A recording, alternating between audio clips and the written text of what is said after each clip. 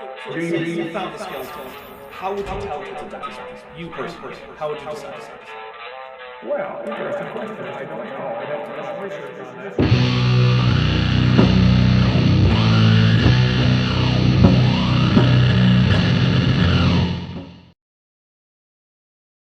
All right, welcome. We have with us here, we got me, we got my stream, we got Tdlane, and we got Bent Hovind. What up? What up, yo? I can turn my camera on. Oh, look at that. What up, yo? Look at how fancy that is, and that's a very nice blanket you got there. Got a dapper.dino blanket. Yeah, if you wanted to get yourself a birthday present for me, that would be a way to do it. I just finished my Oh, man. Are we doing drinking game rules again? It's up to, I don't know. It's kind of early, or maybe late. Depends on the time zone people are in. Technically, there is vodka in this, but that's because there was 3 drops of vodka left in my vodka bottle, so I just poured it into the water. I don't think that's actually going to do anything. So I mean, I'm layman. I'm just drinking water. All right, then. Nah, no drinking rules. We'll just go ahead. So we're taking a look at a couple episodes of Creation Today, I think it's called, from Ian Juby. There we go. And yeah, he's dumb. So let's go ahead and see what happens. Another claim of a feathered dinosaur, this one from Canada. And that's it.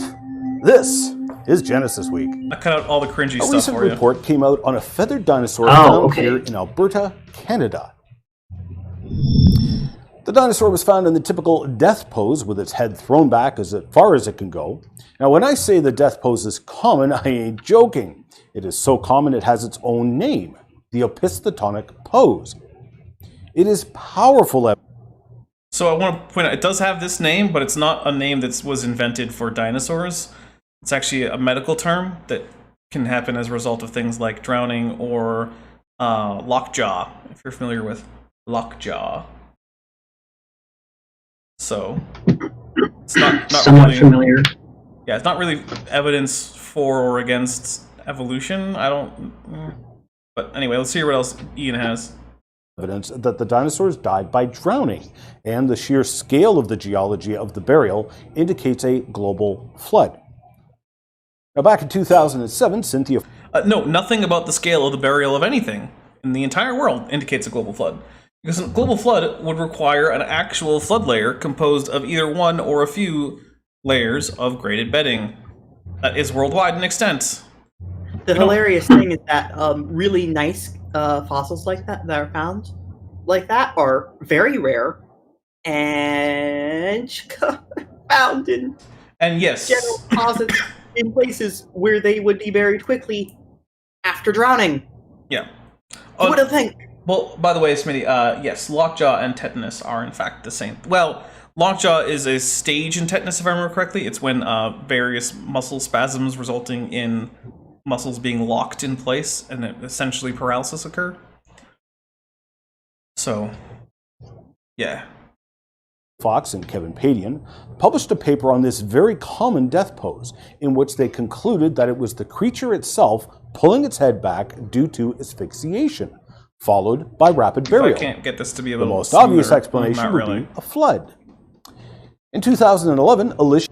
No, even if that were the most obvious answer, it would still just be drowning. I don't know if Ian Juby knows this, but animals drown without there being a flood. That's something... Without there being a global flood. Right. Or even without a flood at all. Yeah. That's something that Ken Hovind should be familiar with. Yeah. Animals There's drowning a boy without a that flood. there in his place, and I don't think it was during a global flood. No. And his response to that was to complain about a lawyer who, by the way, Robert Batty, if you're here, welcome to the chat. Every once in a while, the lawyer that Ken Hovind complains about, he actually watches this channel, so... Interesting. Yeah. Yeah, dog's gonna go crazy right now. All right, here we go. Someone has. Cutler and team presented the results of their experiments at the Society of Vertebrate Paleontology Conference. By placing dead chickens in cold water, they noted that the dead chickens would immediately pull their heads back into the typical death pose. Okay, so he's telling us already the thing that refutes him. Interesting. Because it's like, yeah, if something dies, then it falls in water. If it's a chicken or something that's like a chicken, which would include, a lot of dinosaurs. Chickens are dinosaurs. Yeah.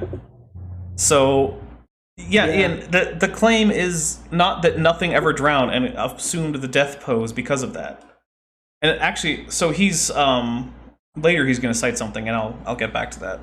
But, yeah, so it's nice that you refuted yourself. But did you watch this ahead of time? A little bit. I had to edit it. That's cheating. Well, okay. I don't know. Obviously, Watch this ahead of pose time. would have to be held in place by rapid burial in order to preserve the fossils in the death pose position. As when the corpse rots, the muscles and ligaments let go and no longer hold the death pose. He's actually right there. It is actually the case that animals in this pose do have to be buried before the ligaments rot. Otherwise, the skeleton would be more or less disarticulated. Okay. So Ian is kind of right here so far. So if you're drinking and you want to drink to the Kentwood Bent rules, you would drink to that. Yeah, because you got it right. Fair enough. All right, But but we don't condone that anyway. Yeah, please don't. And You might yes, kill yourself. eagles are in fact dinosaurs. Yeah, That's why eagles are so cool. I got something for Juby here. Okay, Juby. Why don't we find dinosaurs or any other animal in these kind of death poses in every sedimentary sequence throughout the world? Why don't we find these constantly? Yeah. If it was the conditions for these to form were all over the world for an entire year. And the thing is, it is true that this is the most common pose for articulated theropods, right? But articulated theropods are by far the most, or they're by far not the majority of dinosaur finds. Most dinosaur finds are disarticulated. And the fact is that, yeah, most fossils do require rapid burial and are laid down in water. So it's not unexpected, if they died in any way, for them to be found in this pose. So, well... It's literally just taking something we already expect and saying, this is evidence of the flood because we don't understand taphonomy. Yeah. Now, the alleged feathers on dinosaurs are used doggedly to promote the alleged evolution of dinosaurs into birds. Now, I want to say up front, I have no problem with feathers on dinosaurs. If that were That's why they're alleged. found. Well, they're no longer really alleged. They're alleged in the same way that dinosaur biceps are alleged. Were they alleged when he made this video? No, they were very much for sure. So then why does he gotta be like that? Because he is going to go ahead and go with not only Fiducia, but Fiducia from like 15 years ago, when Fiducia was still trying to maintain that these animals didn't have feathers. Okay. So.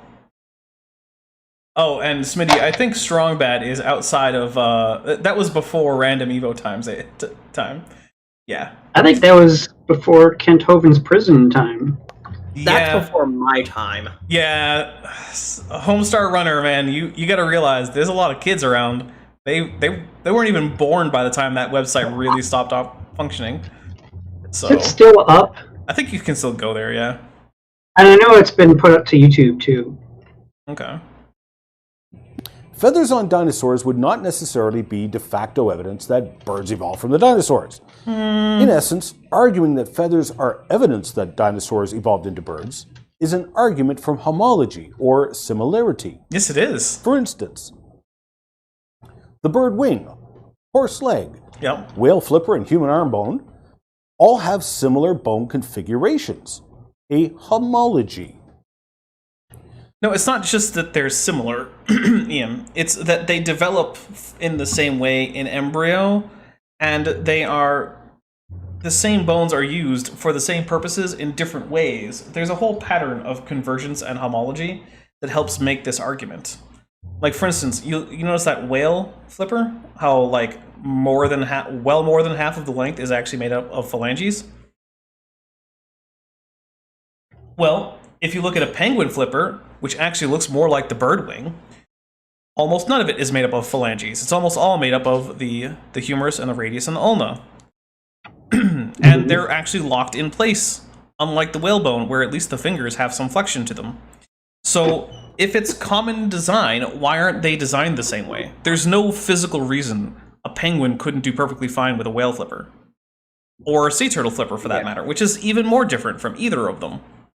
But Yeah, that's why not are what we there get. so many different structures that make it look like a nested hierarchy, and that certain things are closer to ours than they are to ours? When a designer could make it however they wanted, the best way possible, and just not have that. Exactly. So, yeah, homology actually is pretty good evidence for common descent, but we'll keep going. One could interpret this to mean they have all evolved from a common ancestor. One could also interpret this to mean that they had all been created by a common designer. Only if that designer is 1989 weirdo. chick magnets had the same transmission as the General Lee. Why? Not because they had a common ancestor, but because they had a common designer. They don't reproduce, so shut up. One, they don't reproduce, and the fact that they do have designers is one of the reasons why they actually can, you know, swap out different parts with different vehicles. So, for instance, you could take the chassis on the first one and put it in a completely different transmission and engine and have a perfectly functional car. You can't do that with living things. That's not how living things work. In fact, car designers do that. They will take the engine from one car and they'll say, let's make another line of cars that has a body based on this car, this engine from somewhere else, and these wheels from a third place, and stick them on, and you get a chimera that doesn't directly descend from any previous car. But it's still there. That's exactly what we don't see with living organisms. Yeah. And the only thing they'll point to for that is the platypus, and that is, like, the platypus awful. Isn't chimerical at all. All of the things that people point to say that it's chimerical actually aren't. So, Dodge Motor Company. In like fashion, the creator can use similar designs, and many people would spontaneously say they recognize the robots I built by my handiwork. There was a homology in action.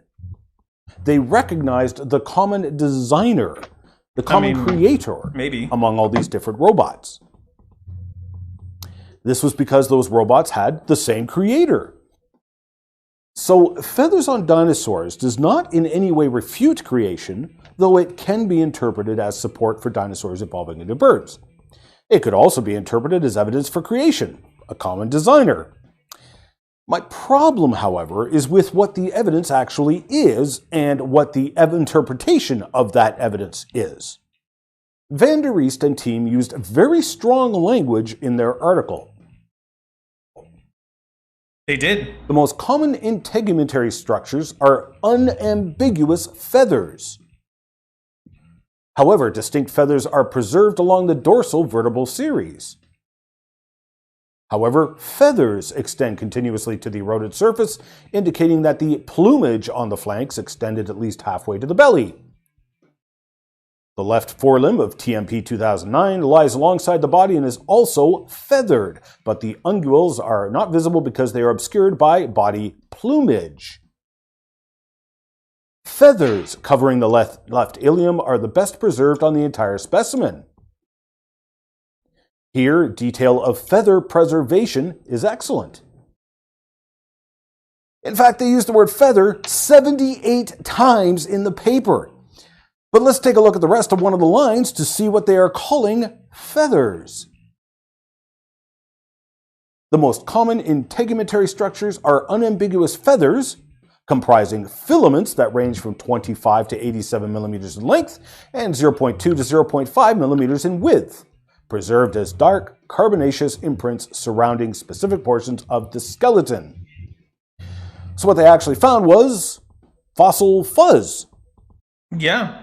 Maybe that's because those are feathers. Right. Has he never seen, like, a baby chick? Yeah, we're going to find a baby chick here.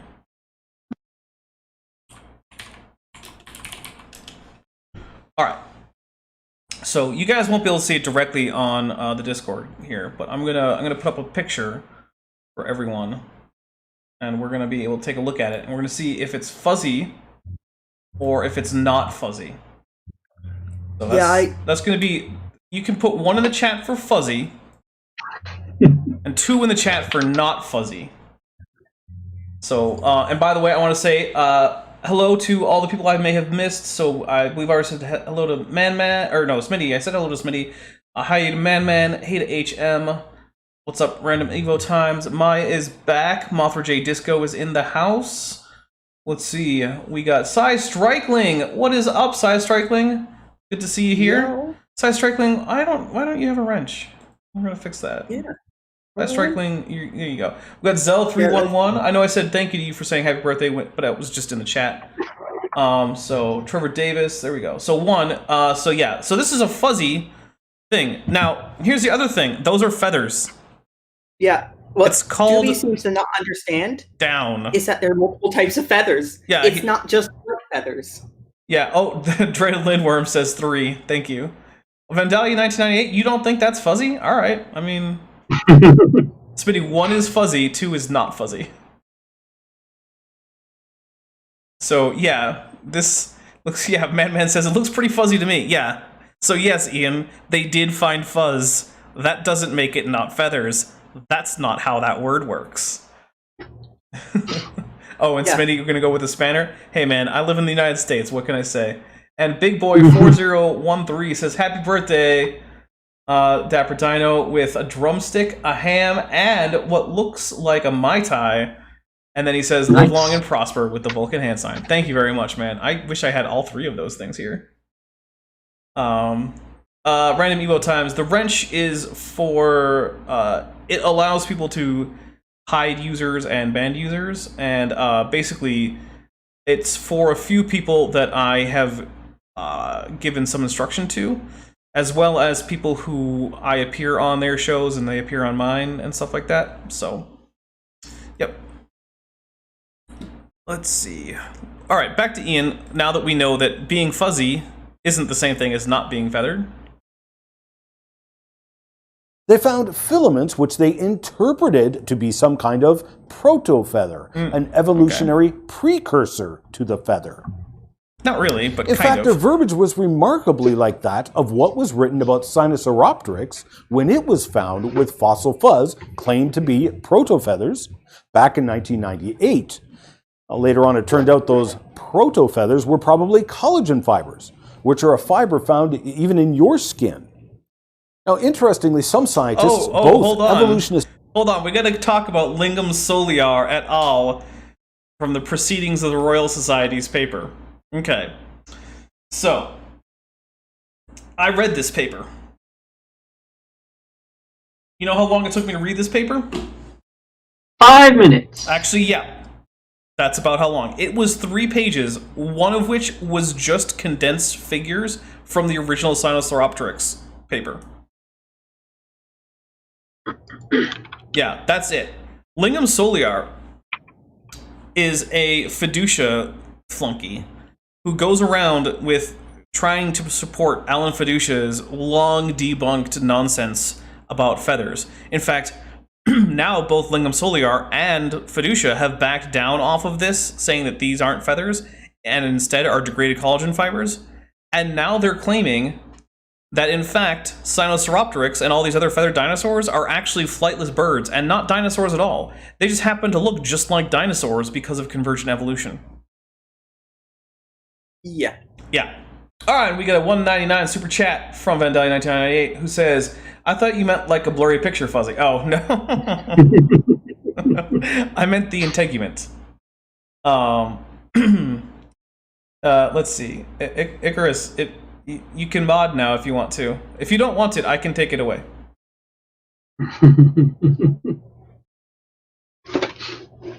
The polls, yeah, Smitty says 1. Yeah, I guess the polls are open until I call it for another poll. So, yeah, Lingam Soliar he's a quack, basically. He is not someone who you should take seriously about paleontology. And we're actually going to see more reason why you should not take this group of people. They're called the Bandits because they formed the group Band. Birds are not dinosaurs. There's other examples as to why you shouldn't take them seriously. And creationary scientists criticized the original Sinosauropteryx paper and this paper for exactly the same thing. Big claims about feathers, but not providing any detailed close-up photos of these alleged feathers. Okay, hold on. Hold on. Doubt that. Ian, I'm just going to talk directly to you as if you're ever going to see this, Ian. Ian, that Lingam Soliar paper that you cited included detailed close-up pictures. It didn't include the interesting ones that show the tufted nature of the integumentary structures, but it did include detailed close-up pictures from the original paper. I checked the original paper. It had copious figures showing extreme detail for 2 pages. You're lying, Ian. Either you didn't read the original paper, or you did, and you're lying about it. And if you didn't, you're pretending that you did here because you're saying what was or wasn't in it. The only way you would know that is if you read it. So either way, you are a liar, Ian. Back in 2001, evolutionist Storrs Olsen criticized the Dino to Bird advocates, saying, they want to see feathers, so they see feathers. This is simply an exercise in wishful thinking. Yeah, in 2001, that might have been a reasonable thing to say. Oh, Mr. Sirius is here. What up, Mr. Sirius? In fact, as Lingham Solieri team presented, the same kind of fossil fuzz was found on a fossil ichthyosaur, a marine reptile that looks an awful lot like a dolphin. So, guess what? Oh, and by the way, Icarus, if you find a message, you can click to the right of it, and there are timeout options and such like that. Yeah. I can't go into a huge amount of the detail, but if you want to, like, check on how to use it, or you can send me a message later or something. So, what's up, an intrigued feline? Anyway, so I looked into this claim about degraded collagen fibers on ichthyosaur fossils. They were from well-preserved fossils from the 19th century, and let's call another poll. Hit 1 in the chat if you think that these were actually collagen fibers. Hit 2 in the chat if you think these were tool marks made by fossil preparators. Or preparators? I don't know. English. Perpetrators. Perpetrators. Also perpetrators. I tracked down the source of... Tornado in a junkyard, what up? Yeah. Well, tornado. 2, so both of you guys think they were tool marks left by people preparing the fossil. That's a thing I can say. People preparing the fossil. Yeah, I tracked down Juby's, the paper Juby's going over. Yeah, they have figures. They have pictures, dude. Yeah. Yeah, he's just lying I can't about look at them in detail because it's not open access. God's auditor gives a 3. But they look like pictures. But yes, the 2s, in fact, have it. They are tool marks. They're not even part of the fossil. You're such a good guesser. Like, so I checked the paper about that too, and they don't even overlap each other like actual structures from the skin would. They just cross through each other because they're actually chisel marks. They're not even part of the fossil.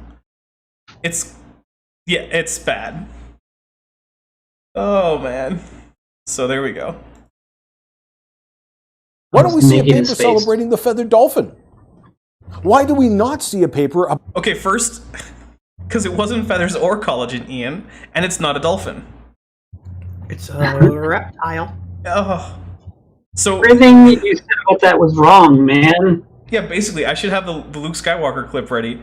Amazing. Every single word of what you just said is wrong. Which, by the way, is the only thing that came out of that's good that came out of the Star Wars movie, as far as I can tell. Yeah. Sorry if you're a big fan of the sequel trilogy. I am not. I thought the first one was pretty good, and then it went downhill, and I still haven't seen the third one. So. But how the ichthyosaur sported feathers and mentioned those feathers 78 times in the paper. Well, we already explained why. I'll tell you why. Because it doesn't support the dinosaur to bird mythology touted as science. No, that's not why. It's because they weren't collagen fibers or feathers. In fact, I'm going to see if I can find a picture of them. This guy looks like IRL Homer Simpson. Too funny. He does actually kind of look like IRL Homer Simpson. I will agree with that.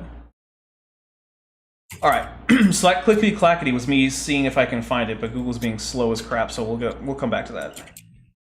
Further to that, such alleged fossil feathers were also found on Ornithischian dinosaurs. Oh wait, Yeah? What are Ornithischian dinosaurs, you ask?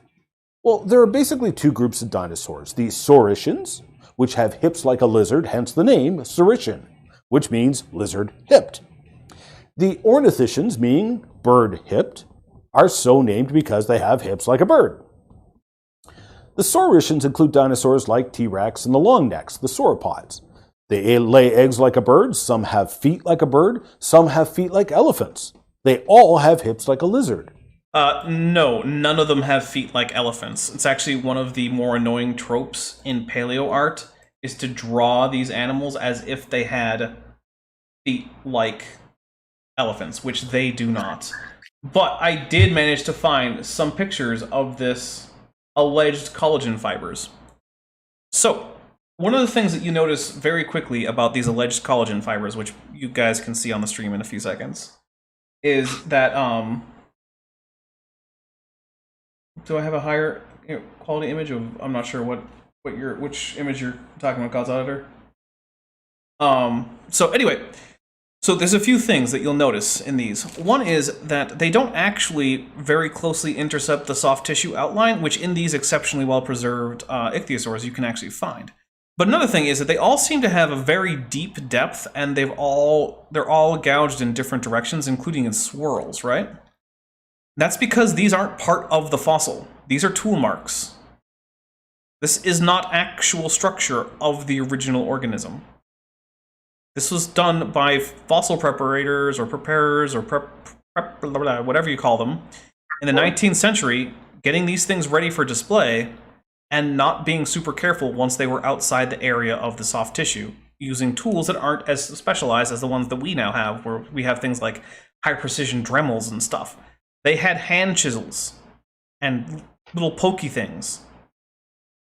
These now aren't... we have what are basically airbrushes to get rid of matrix, the soft matrix. Yeah, those are actually really cool. Yeah. If these had actually been collagen fibers, they would actually look like the quote-unquote collagen fibers that you find as proto-feathers. But if I do proto-feather fossil, and we'll pull up some of that...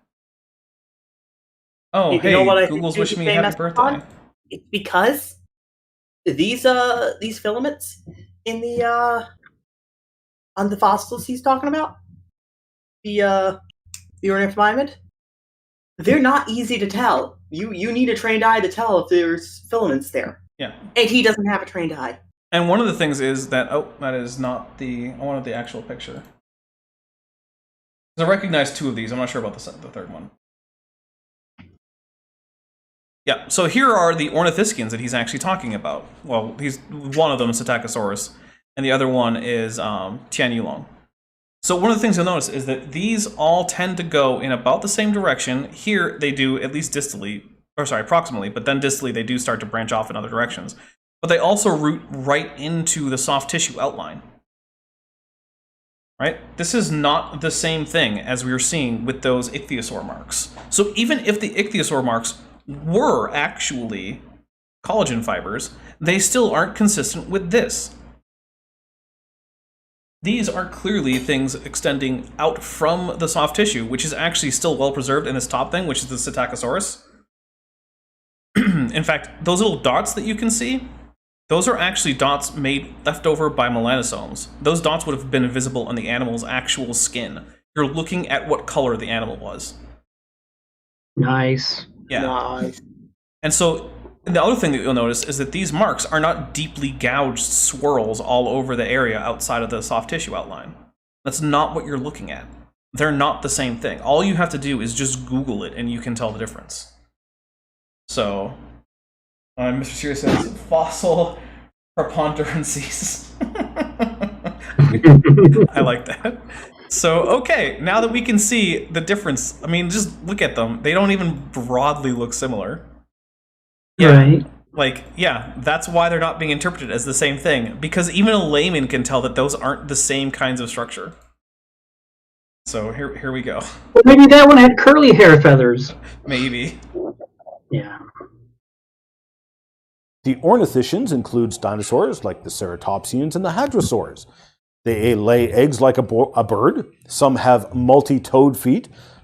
So they lay eggs like a bird. Okay, so they lay eggs like dinosaurs, including all of the Saurischians, and they had multi-toed feet, like what? Things that aren't horses? Okay, thanks, Ian. but some have feet like a bird and some even sport a duck bill. Yeah. But they all have a predentary bone, which no bird has, Ian. In fact, that's one of the reasons why an alternate name for Ornithischia is predentata, which is those animals that have predentary bones, which birds lack. Hence the name duck-billed dinosaurs. In fact, one duck-billed dinosaur was found in Alberta back in 2013, which had what was described as a coxcomb, the red, fleshy ornament on a rooster's head. A rooster is a bird. Yeah, but Ian, you've got a waddle. So does a chicken. So I wouldn't push that one too far. And this duck-billed dinosaur, complete with a coxcomb, shares a lot of similarities to birds. All of the It doesn't, though. It's an ornithopod, which basically means it's got 3 toes, which is pretty vague, and its pubis points in broadly similar direction to modern birds. But not many of the birds that you think are birds, which are the birds that Alan Fiducia, or which are the dinosaurs that Alan Fiducia thinks are birds, that you think also are birds, but which I wouldn't use that term on, things like Archaeopteryx or Microraptor. So Ornithischians have hips like a bird. Now, if you were an evolutionist speculating that dinosaurs evolved into birds, which group would you suggest the birds evolved from? the ones that most closely resemble primitive birds. What do you think, Vince? Sounds good to me. Tdlane? Most primitive birds, yes. So theropods, which are part of the Sauriskia. All right. That makes sense. The lizard-hipped dinosaurs or the bird-hipped dinosaurs? Lizard-hipped. Well, the bird-hipped dinosaurs, of course. Wrong. Yet the current favored theory False. claims that the birds evolved from the Saurischians, the lizard-hipped dinosaurs. Yeah. It's almost like the direction that the pubis points is a thing that can change in an organism's lineage.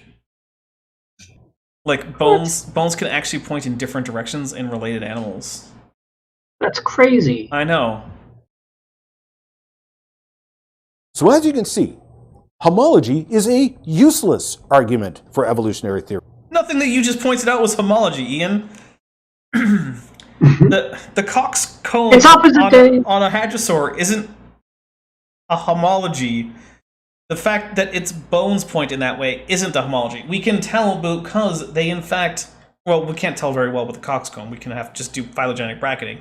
But with the hip, we can tell because they actually formed in different ways, because we have embryonic Saurischians and Ornithischians and birds. And the actual structure of the rear-pointing pubis in birds is extremely different from the structure of the rear-pointing pubis in Ornithischians. Very, very, very different.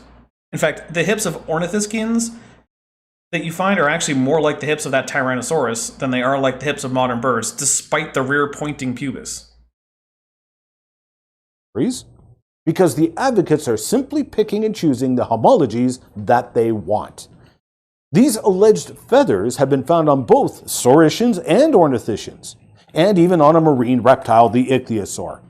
Now, this all leaves aside the very real problem of actually evolving feathers from scales, major and complicated genetic changes that are frankly impossible, genetically speaking. Actually, they're not impossible. It takes about 3 or 4 mutations to go from a reticulate scale to a feather. Like it's really not that. I haven't looked. Like I don't have the sources handy on that, and I don't remember where to grab them offhand. But it actually has already been pretty well studied exactly which mutations are needed. There's a whole field called paleogenomics, which goes into this, and it turns out that if you take the Hox gene that makes scales, you turn it off and then back on again in a certain place, which is a simple mutation. Instead of a scale, you get a hollow filament. A few more minor mutations and the filament starts to actually come out into little branchy bits. A few more, and then suddenly it develops a central shaft. And from there, you now have a primitive feather, like the undercoat that most birds have. And from there, it can become more and more specialized until you get remiges. There you go. And here's the thing, Ian, this stuff has been pretty freaking open and available for a while now. Yep. Paleontologists and geneticists have written about this stuff, especially about the specific he would need to find feathers in. Yeah. But hey, he hasn't looked at any science work other than cribbing from our creationists for the past 20 years. And low-tier creationists, too. Yeah. There have been a number of alleged dinosaurs found in China which do have clear, unambiguous feathers. However, evolutionists and creationists have pointed out how these creatures were immediately called dinosaurs, when in fact they may simply be extinct, flightless birds. Which would make them dinosaurs. If you point to something and say it's a flightless bird, you can be right, and that doesn't refute the idea that birds are dinosaurs. If I point to an ostrich and I say, hey, that's a dinosaur, I am right, just as much as I'm right if I point to a stegosaurus and say, hey, that's a dinosaur. In order to say that a flightless bird isn't a dinosaur, you have to show why birds aren't dinosaurs. And saying it's a flightless bird doesn't do that. You have to get rid of all the anatomical features and whatnot.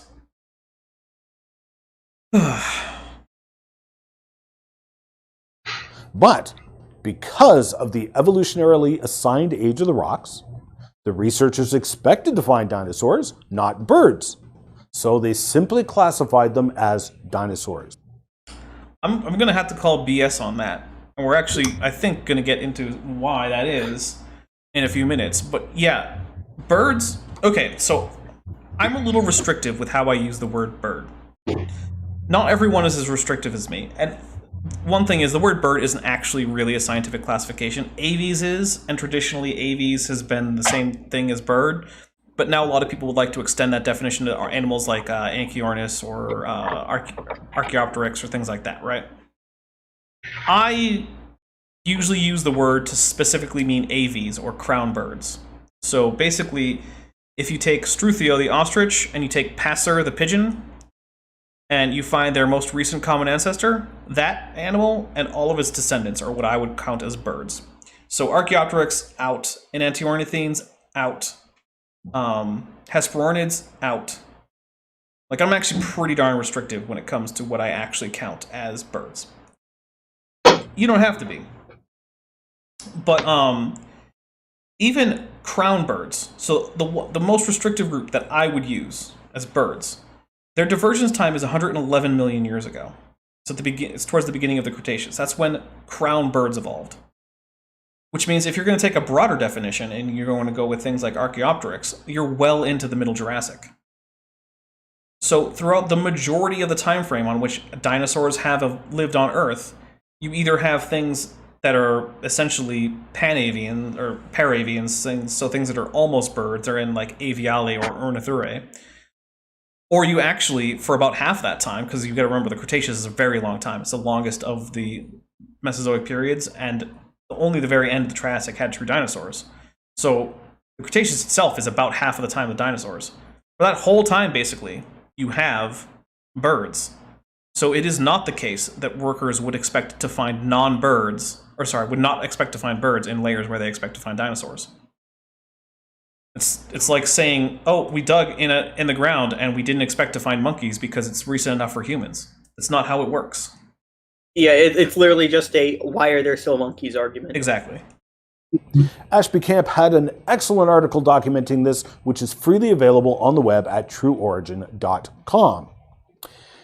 It also gets really interesting when you take the evolutionary timeline and the ages of We have a quick question from Vandal 1998. So, was this video made before or after the paper from a few years ago that thought the family tree might be wrong?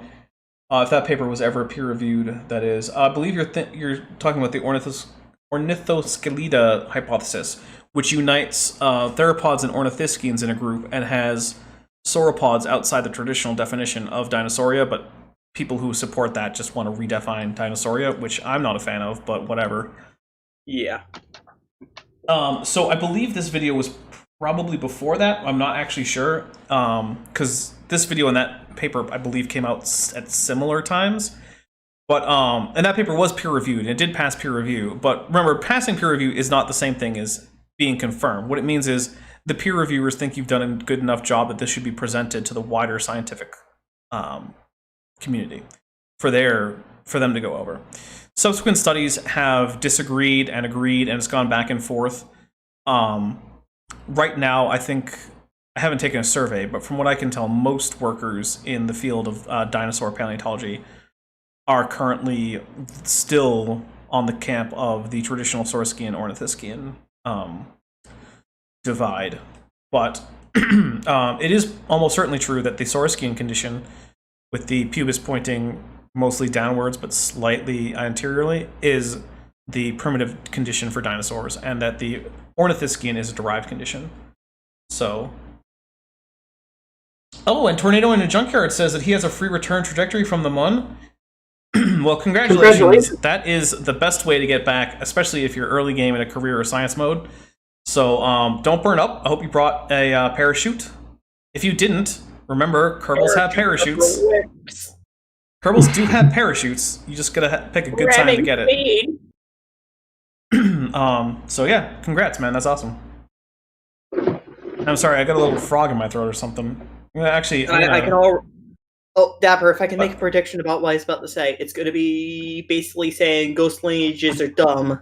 I don't get why ghost lineages are a thing. Neener, neener, neener. Poopy, poopy, poop. It could be that. But I'm going to mute for a second. I'm going to try and clear my throat, because this is starting to bug me. Good luck, have fun.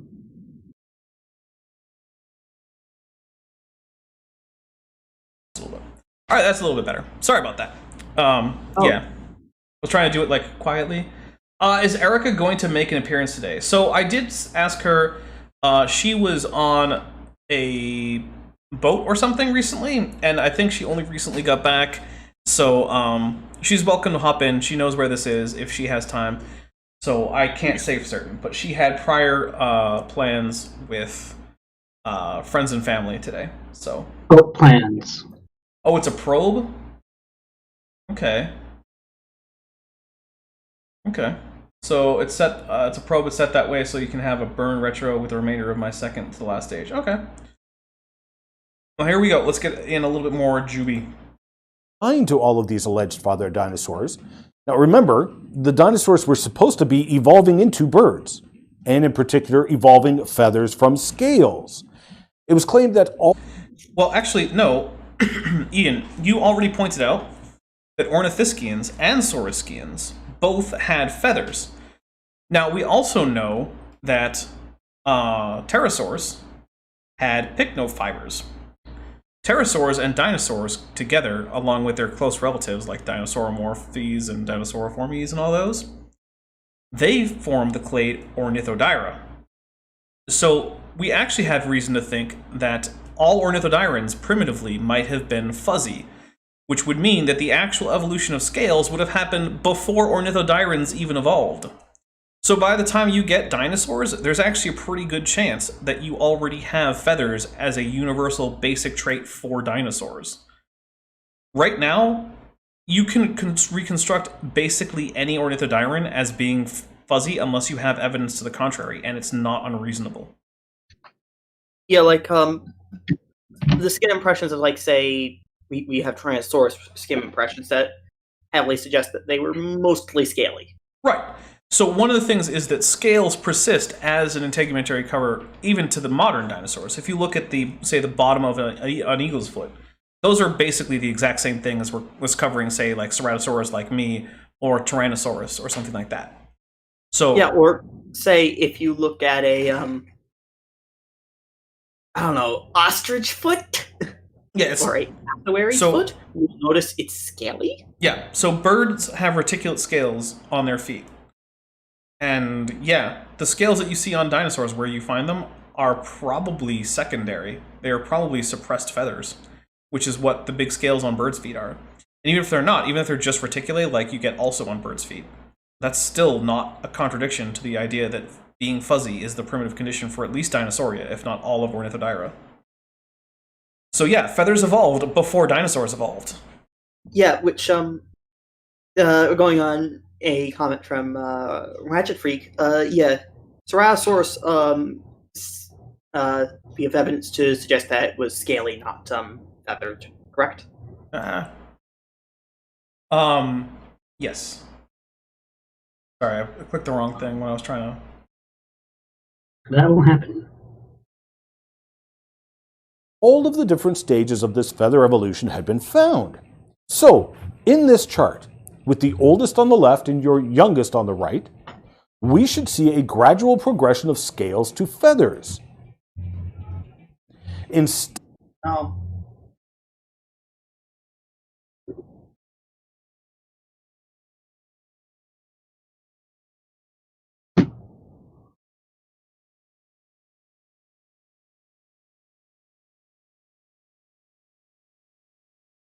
Yeah, we should be going considerably further back.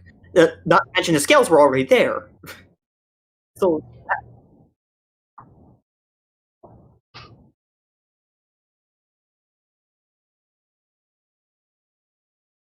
now here's what I wonder is if you could track with the genes that we know that cause feathers in birds, could you retro-engineer a, say, crocodilian to have feathers in the same way birds do by making the same point mutations that we think occurred in birds? Yeah, someone might have been muted. That might have been me. Sorry. Possibly. All right. So what I was saying, look, if I don't do that at least once a stream, it's not really a Dapper Dino stream. I start on time, but I have pay terrible attention to the whole audio thing. How long were you muted? Probably a few seconds. Anyway, No big deal. so what I was saying is that, did you guys hear the whole thing about Ornithischians? I hope you did. No, I'll be back. All right. Well, anyway, feathers would have evolved long before this period that he's starting at, and they actually would have started to take on flight characteristics at around this time. And so all he's pointing out is that we have animals that had persistences of more primitive kinds of feathers, which is to be expected. So I'll keep going. Sorry about the mute thing. I'm bad at this. Super chat. Super chat. Oh, for $2.99 dues, I sent you a birthday present here on your actual birthday. Enjoy. Well, thank you very much, Ian. I look forward to that, Nice. and I hope it's something I'll enjoy. It probably will be. I'm going to go ahead and guess it's from the wish list. Seems like the most likely. Awesome. Probably. Oh, by the way, Ian, we visited Australia in Elite Dangerous in the previous stream. So it's going to be on Top Hats Off, though. So you're going to have to check there if you want to see it. But yeah, we visited Australia. It was pretty sweet. Although, according to the game, it was late evening in Australia, whereas I feel like it's actually like mid-morning or something. Yeah, it was also the wrong year. Well, yeah, it was 3304. Or 07, as Ben says. I don't know, I guess. As Bent guessed. Okay. Instead, the alleged evolution is all over the map. Fossils with completely modern, complex feathers appear in the fossil record before the dinosaurs with proto-feathers. Wow! So if anything, this fossil sequence is showing a de-evolution of the feather, with the animal... No, it's showing persistence of primitive forms, which is to be expected. That's how evolution works. The fact that a derived lineage arises does not negate the idea that less derived, I almost said more primitive, but we're not supposed to say that anymore, that less derived lineages persist. That's just... Currently, it's the year 3306. 06? Man, we were According both to the wrong. internet. You mean we both got it wrong? I was closest, but I went over, so you win. Oh yeah, Price is Right's rules. Price is right, rule! I guess you both have to delete your channels now. Alright. Not that big of a loss for me. I think I'll pass on that. Animals becoming less and less bird-like. But it gets better. At the same time these researchers were publicizing feathers on a dinosaur in Alberta, other researchers were reporting on a completely modern flying bird buried with the dinosaurs. Okay. Goodness Cretaceous! What on earth is a Oh my gosh, I have to drink to that. I don't even drink. So this is not a completely modern bird. In fact, but it has wing tapper, so it's modern bird. Yeah, well, like I said, I don't use the word bird except for crown birds. So this isn't even a crown bird. But I get that under broader definitions like Ornithischians or aviale or something like that, that yes, this would count as a bird. But again, there's no reason you shouldn't have birds with dinosaurs in the early Cretaceous. Like I said, even for the birds that I would still call birds, they evolved in the early Cretaceous. So, yeah. Oh, that's the wrong play button. I gotta use the play button on my right-hand screen, not the one in the middle. bird doing Right. flying over the heads of dinosaurs from which it was supposed to have evolved? It didn't evolve from those dinosaurs. Those dinosaurs and it shared a common ancestor from which they both evolved even earlier, Ian. That's all there is. In the paper, Nevalone and team used the word bird 40 times and used the word dinosaur once. And in that context, they were commenting how the alleged dinosaur ancestors of the birds had lost bird features found in this bird. So the evolution is again backwards. But wait, is this completely modern bird found flying over the heads of dinosaurs an unusual occurrence? No, Nope, not even close. you're right. When Dr. Carl Werner was conducting his research for his book and DVD, Living Fossils, he visited 60 natural history museums and 10 different dinosaur dig sites around the world. In asking the paleontologists, consistently they reported finding not just fossil birds, but modern fossil birds among the dinosaurs. Parrots, owls, Right. albatross. Parrots, owls, and We're gonna take albatross, your huh? word for it. All right, let's see about parrots, owls, and albatross.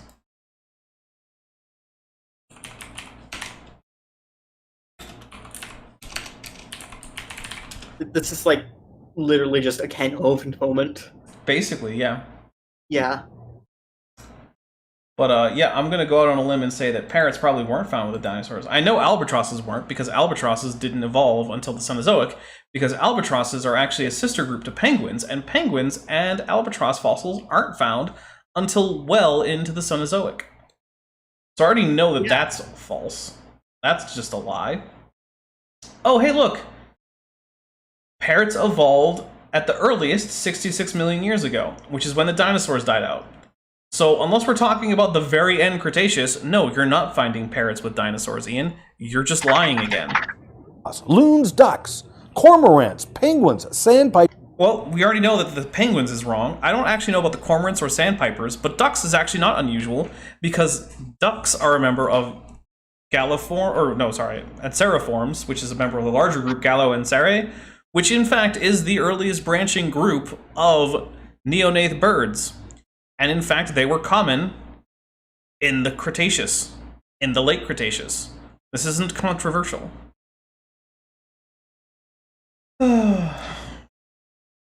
Oh yeah, as the one woman in the movie, The Princess Bride, said, "Liar! Liar! Liar! Liar!" There weren't enough boos You gotta before say it though. like that. You gotta say boo, Yeah. boo, boo. You had true love. You had true love and you threw it away. The classic flamingo. Yet mysteriously, Again, no. only one of the museums depicted a bird found with the dinosaurs. And they only depicted one bird off in an out-of-the-way corner. Why are they not displaying the evidence? Well, look, I will say, I do think that museums could step up their depiction of, you know, smaller, less impressive dinosaurs when it comes to their dinosaur exhibits. But I also get that they try to get money from the public coming in to see these exhibits, and most school kids aren't very impressed with a fossil that looks like a duck compared to a fossil that looks like a Tyrannosaurus. Like, The point of natural history museums is literally just using the exhibits to educate the public while trying to get money for more research. yeah. So, yeah. Oh my goodness, It's Smitty, not a yeah. fun approach. We are going with it. To Kelly Lee, maybe tone that down while we're talking about the penguins, man. Someone might hear us. You tell me, do you not think this is important fossil evidence? Yeah, it Yet, is. how many natural history museums depict feathered dinosaurs and have displays devoted to the evolution of dinosaurs into birds? Some of But them. it gets better. We find fossils before the dinosaurs in the evolutionary time scale. Proto-avis is identical to the modern-day blackbird, but yet it is deemed Proto-avis. controversial. Okay. So, we're going to get a Proto-avis picture up here. Okay. Yeah, oh, I know. I know, Tdlane. I know. I don't know. I'm gonna learn. Alright, so we're going to open this image. Get this over here. So this is the best quality image of Proto-avis I can find. Okay. Let's find a picture of a blackbird. Okay.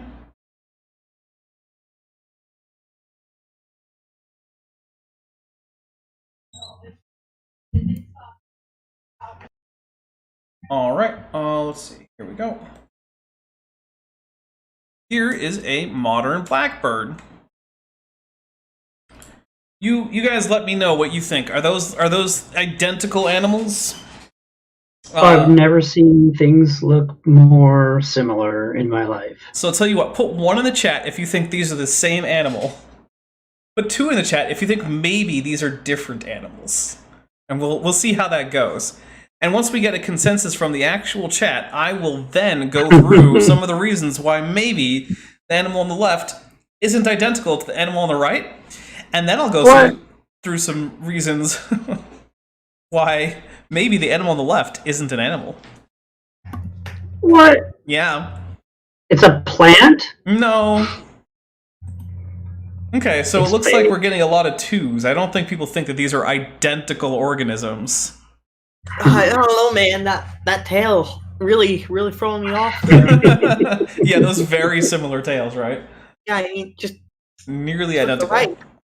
The So feet, similar. the feet being identical.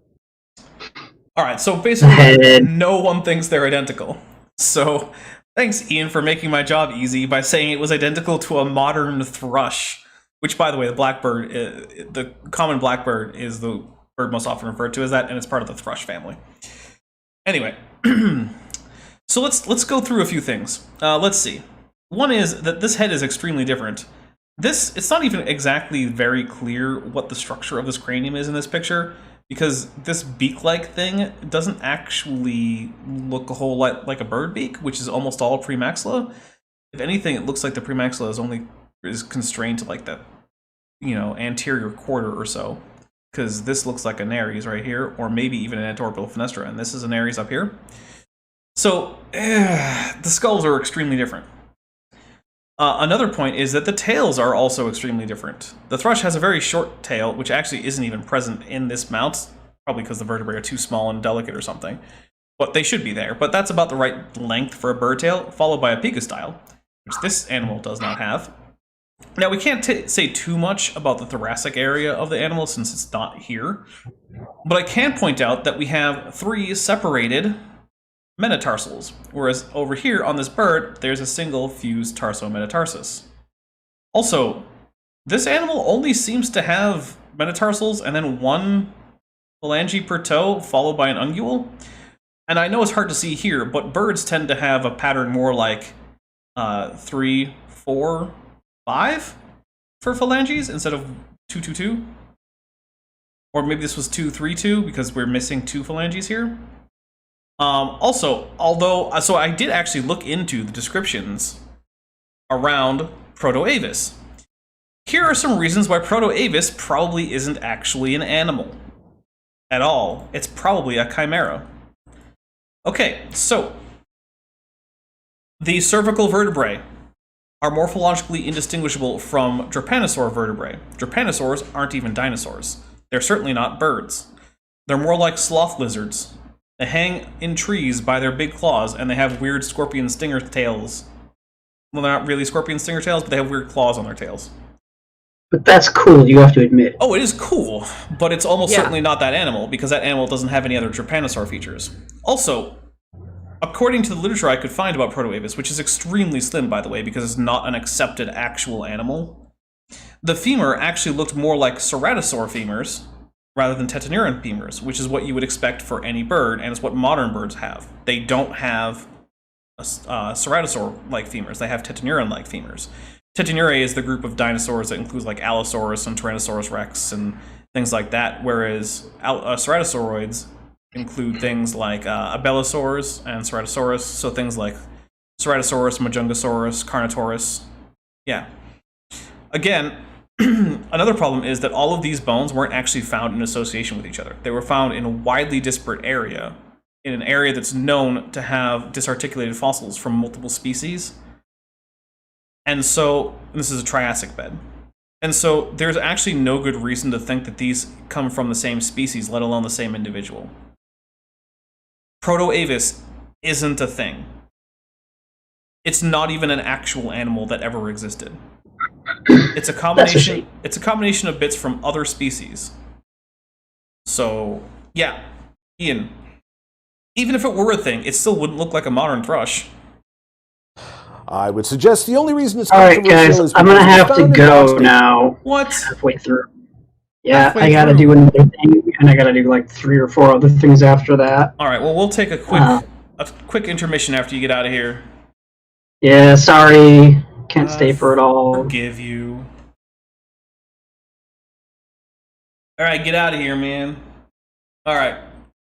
So we're gonna go to Oh man, did I miss Ben leaving? Yeah, you did. It's all right. I had to get up for a minute. Don't worry about it. We're gonna go to a intermission where I'm going to get some more ice, and then we will be right back. Understood.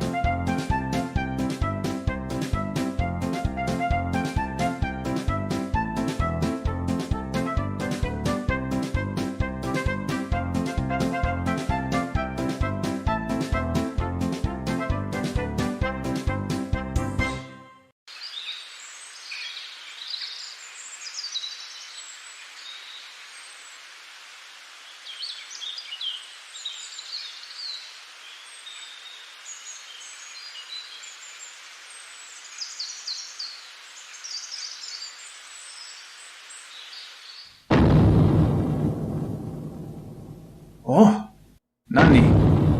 Dare? Oh, ujira desu ka?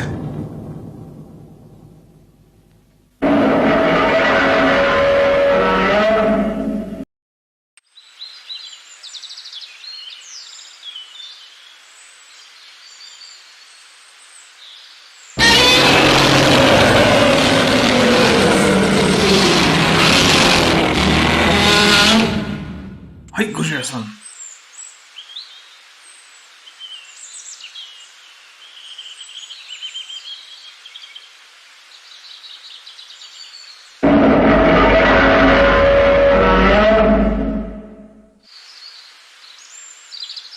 Hai.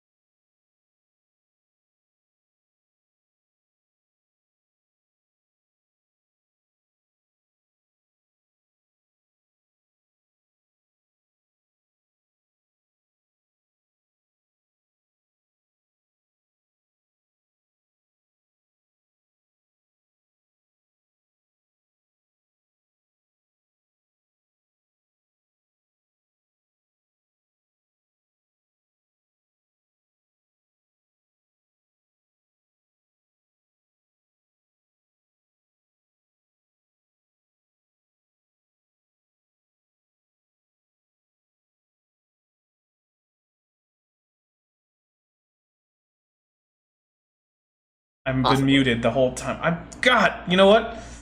Yeah, I forgot to unmute. All right, well, we're back. Sorry. Yeah, I'm an idiot. Well, we're only 12 minutes into a 40 minute thing of a. Whatever. We're fine. Get through it. I'm sorry, everybody. Look, I just suck at this job. Also, I've been streaming for like 6.5 hours, so. Yeah. More Ian. 225 million evolutionary years old. Rocks in which I've personally excavated, the Texas Triassics. I've previously reported on the trail of fossil footprints at Blue Beach, Nova Scotia, dated even older at some 350 million. All right, hold on. I want to go back to before he highlighted those. Excavated, the Texas Triassics. I've previously reported on. Okay, I see the marks he's talking about, but I'm not super convinced that they are, in fact, tracks. But we'll see what he's talking about. The trail of fossil footprints at Blue Beach, Nova Scotia, dated even older at some 350 million evolutionary years old, give or take a week. Well, before the evolutionary time of the dinosaurs, the tracks are a dead ringer match to the tracks of an ostrich. Except that, first, they're really not. But second, a two-toed thing exists. So what are these called? The Blue Beach tracks? Give or take a week. Well, before the evolutionary time of the dinosaurs... Yeah, Blue Beach tracks. Let's see what we can find there.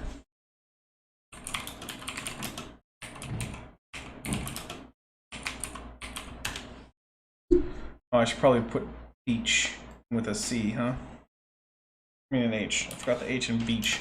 Because I can spell things. Okay, so nothing actually even comes out. Everyone seems to think that I'm asking about a beach chair made by an ostrich, South Beach Sand Chair Company. So let's see. Blue Beach tracks. Let's check Google Scholar, because I was just doing regular Googling. Let's just see. Blue Beach tracks.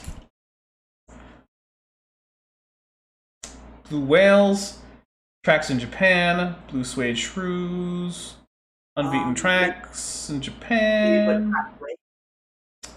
So here's what I'm just going to go ahead and say. Until he cites something, this doesn't even exist. And thank you, by the way, San Lo Castro, for the happy birthday. I love you guys too. Never. Yeah. But in general, I put a fruit trackway in the end. I think I found what seems to be what he's looking at, but yeah, this is all the way back in the Carboniferous. It's tetrapod trackways. Tetrapod trackways. Can you put it in the Twitter chat? I can't easily check the Discord chat right now. Yeah. All right, so let's see what we get. It's just it's well known enough to have a Wikipedia at least. Oh, let's go to Wikipedia, huh? Yeah. Do we have any pictures of them?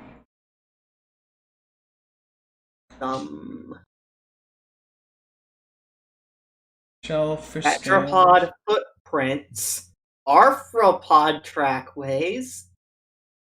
Actually, this kind of looks like the tracks that he was talking about. If I can. In which case, it's just him saying, these aren't tetrapod trackways. Well, no, they are tetrapod trackways if they're they are tetrapod. If they're ostriches. But in his mind, no, they're ostriches. Yeah, I don't care what you say. Okay, Ian, I'm going to be extremely skeptical until you can publish a paper that or reference a paper that actually gives me a good indication that one, that's a track, and that two, it actually matches very closely with Struthio, which so far it doesn't seem to. It seems to vaguely match with Struthio. But hey, yeah, maybe I'm it wrong. Looks like he just got a section of one track. Yeah. Where he thinks it looks like an ostrich. The tracks are a dead ringer match to the tracks of an ostrich. A completely modern bird with a very unique and recognizable foot. Yet not far from that trail, on the same beach, same rocks, famed early paleontologist and geologist William Dawson excavated a slab of rock in the early 1870s. Now, C.M. Sternberg revisited this slab in 1933 in a Geological Survey of America bulletin, Carboniferous tracks from Nova Scotia. The slab had clear bird tracks on it. What? Note well what he writes about the tracks. Hold up. Superficial. Hold up. The slab. Those tracks are raised. Those, I don't even think those are tracks. They're raised. Look at the pattern of the shadows. The sun, the light is clearly coming from the top left. That's why it's leaving shadows under here. These are depressions. But it's giving a highlight here, which means this is a raised area. Can't really tell here because it's too flat on, but here it's also raised. If anything, those are maybe leaves or something, but they can't be tracks because they're raised. Guess what else is there? Plant matter. Yeah, no. They cannot be tracks. So he's just calling these probably leaves tracks because it makes him feel better. Whoever he got this crap from, there's a lot of data manipulation. Either that, or it's just him, a not paleontologist, making things manipulating data. Yeah, I'm probably also working just from photographs and not actually the fossil. Slab had clear bird tracks on it. Note well what he writes about the tracks. Superficially, they resemble the tracks of some of the wading birds, but of course there is little probability of their having been made by birds. Why is there little probability of them being made by birds? Because there's no unambiguous bird evidence from the Carboniferous, Ian, not even a single shred. Because of the evolution myth. There is no other reason. Oh, yeah, so you can see here that clear Ian is Kent Hovind sort of tier. Evidence of birds being around long before the dinosaurs is rejected out of hand. The birds didn't evolve from the dinosaurs. They've been around since the beginning of time. Exactly like the Bible says. Well, the Bible has a lot to say, not just about the past, but also the future. If it's right about the past, I wonder what else it says about the future. Heavily tied in with today's topic at hand was a lengthy email I got over the summer from a gentleman who, for various reasons, wishes to remain anonymous. There was just no possible way to include all that he wrote on the show, so I apologize for having to edit it down to the most presently relevant comments. He refers to the BVCSM, which is the Big Valley Creation Science Museum, located in Big Valley, Alberta, and is Canada's first permanent creation museum. Mr. Anonymous had visited there and knew I was one of the 4 people who helped owner Harry Nyborg build the museum and write the plaques. In fact, the plaquage, is that even a word? I don't think so, no. The plaquage is quite extensive, about the equivalent of a medium-sized book. Mr. Anonymous wrote in, so, if I understand your position correctly based on the presentation at the Big Valley Creation Science Museum, you believe that Deinonychus is a theropod saurischian dinosaur, while Archaeopteryx is a bird.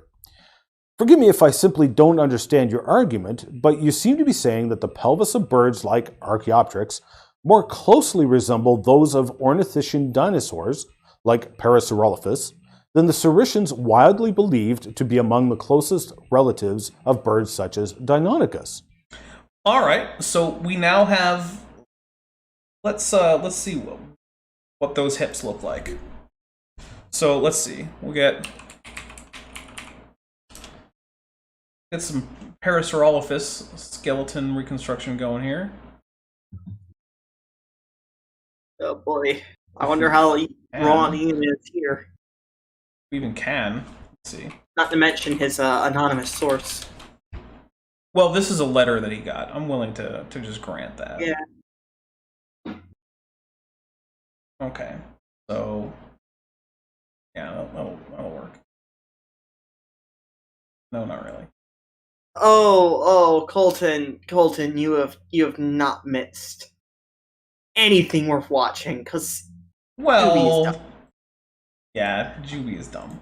All right, so here's this is a model, but it's higher resolution than the more accurate things I could find, unless this is actually super high resolution. I just don't know about it. Actually, that might work. Yeah, Colton, you missed Proto-avis and a lot of misunderstandings and feathers. That's what you missed. Yep. And most recently, him So, yeah, this is saying better. a trackway was Okay. ostrich. So that's Parasaurolophus. Let's take a look at. Let's get an Archaeopteryx skeleton going here. Okay. So let's see. Get a nice skeletal reconstruction, please. Okay, that's. There's an Archaeopteryx. Okay. And then we're going to get a Deinonychus.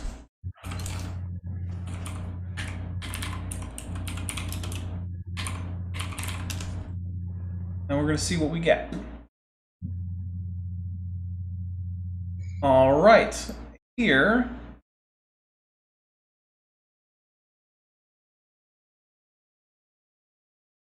All right, here is a Deinonychus. So we'll shrink this down a little bit just so we can see a bit better. Okay, so we'll shrink everybody down just a bit. So now we're looking at the hips. So the claim by Juby is essentially that this hip is more like this hip than this hip is. So Deinonychus is the odd man out here, according to Ian Juby. I am not seeing it. I'm not seeing it either. In fact, to me it looks more like Parasaurolophus is the odd one out. All right, I'll tell you what. We'll do another chat poll. Chat. If you think that Parasaurolophus, the one on the left, looks more like Archaeopteryx, actually, we'll just arrange these so that Archaeopteryx is on the bottom because it's the one we're comparing. So, if you think that Parasaurolophus, the one on the left, is more like Archaeopteryx than Deinonychus is, hit 1. If you think Deinonychus is more like Archaeopteryx than Parasaurolophus is, hit 2. Let's see how we do.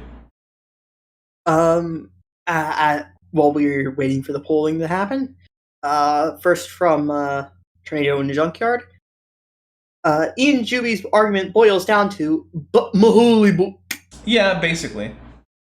And secondly, from Colton, want to do a video with me refuting Juby on the geologic column sometime? Sure. That sounds like fun. Yeah, definitely. Yeah, so we're getting 2 so far, but I also want to point out the entire rest of the anatomy of these animals. Archaeopteryx has very little difference from Deinonychus in terms of its overall anatomy. But then we take a look at Parasaurolophus. I mean, it is extremely different. It's got a much more complicated jaw. It's got the predentary bone.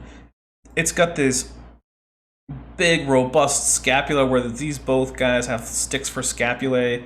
I mean, look at the gigantic neural arches that you're getting in Parasaurolophus compared to the basically almost non-existent in either Archaeopteryx or Deinonychus. I mean, the biggest skeletal differences between Archaeopteryx and Deinonychus are in... All right, so everyone is like, yeah, no, 2. Yeah, it's true. Archaeopteryx has a saurischian pelvis. It's a highly modified saurischian pelvis, but it is one. And all birds have a modified saurischian pelvis. True. All right, here we go. Doesn't understand that. No, he doesn't. How so? A person can say anything is more similar to anything else if they don't actually list characters. They could even call such assertions their interpretation and claim it to be as valid as anyone else's. But do you think most people would conclude, as you seem to have, that Archaeopteryx's pelvis is more like that of a Parasaurolophus than a Deinonychus? If I printed off photographs of all 3 pelvises and asked people on the street, I have a video camera and would be willing to do this experiment. If most people get the impression that Archaeopteryx's pelvis is more like that of Deinonychus than Parasaurolophus, then they might be forced to conclude that you are either blind, so uncritical of anti-evolution arguments that you didn't even bother to actually compare the pelvises, and simply constructed the arguments solely on the basis of the backwards naming of the dinosaur orders. Or they'll conclude that you did the comparison, that you know it's not true, and that you are lying about it for some reason. Could this, and examples like this, be the reason why so many people are calling you a liar? This is not a minor point. This is absolutely fundamental to the coherency of the creationist position on birds and dinosaurs. Just what is the difference between dinosaurs and birds, believed to be most closely related, that makes it impossible that they could share common ancestry? I've been researching creationism for 10 years, yet every claimed feature diagnostic of birds is either absent in Archaeopteryx or present in Deinonychus. What aspects of their fossil anatomy rules out the possibility that all the paraavians are varieties of the same kind of animal and thus share common ancestry? That's a damn good question, Ian. Please understand, I'm not calling you a liar. I'm just genuinely baffled as to how you've reached the conclusions that you have, and I'm offering my perspective on why I think so many people have decided that you must be deliberately dishonest and publicly accuse you of such. I really want to understand your views on what distinguishes birds from dinosaurs and what rules out common ancestry between Archaeopteryx and any dromaeosaurid or troodontid. Because when I look online at creationist classification schemes for dinosaurs and birds, including yours, it honestly doesn't make a lick of sense to me, and my paleo friends all seem to have come to similar conclusions for similar reasons. I walk by dinosaur and bird pelvises every day, and I don't see what you seem to be seeing. Thanks for writing in. Now, I never made public statements on the comparisons of Archaeopteryx hips, frankly, and there was reasons for this. Okay, Ian, I'm just going to take you at face value that you've never actually said that.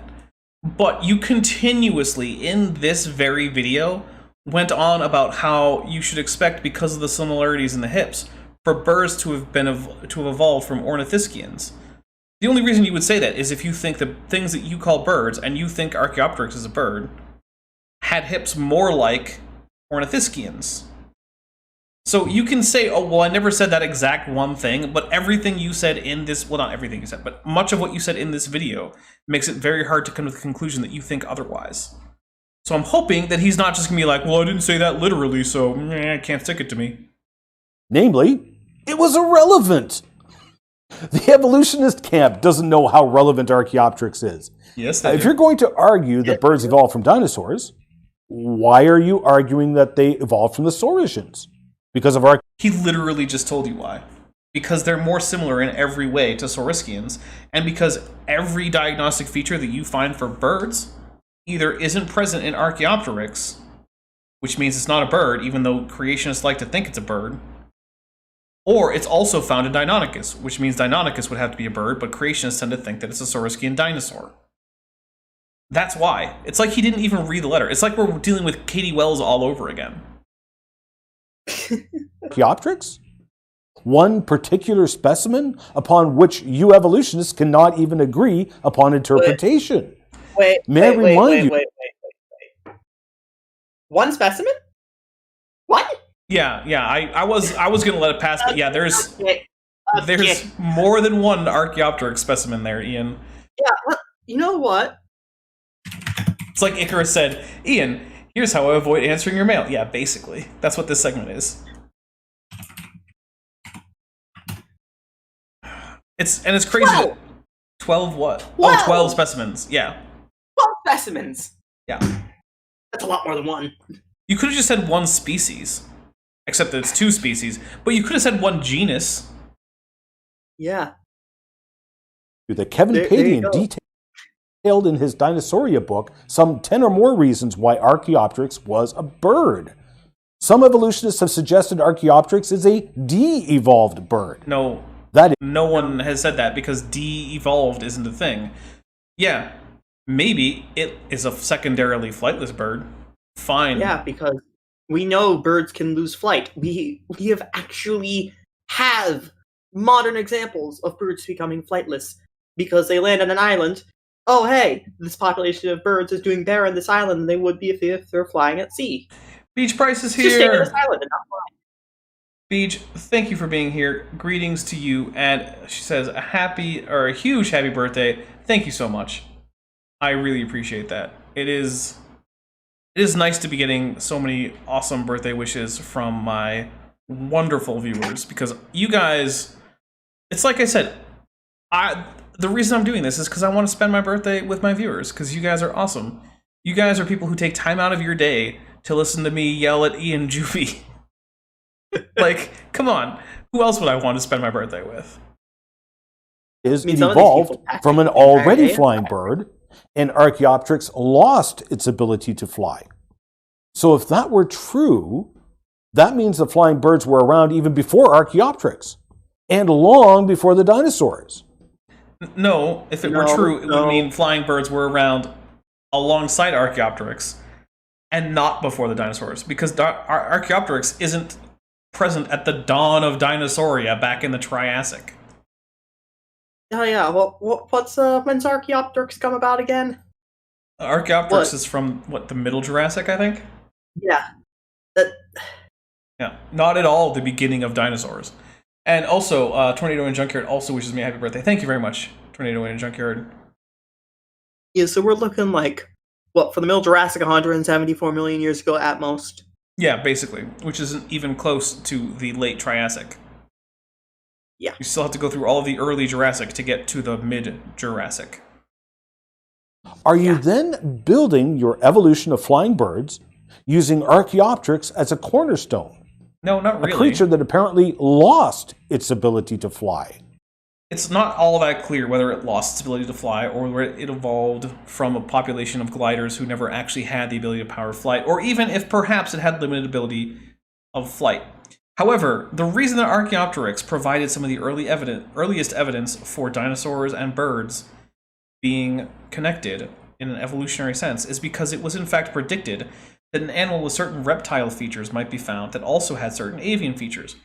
This was already based on the similarities between theropod feet and bird feet, which had already been established before Archaeopteryx had been found.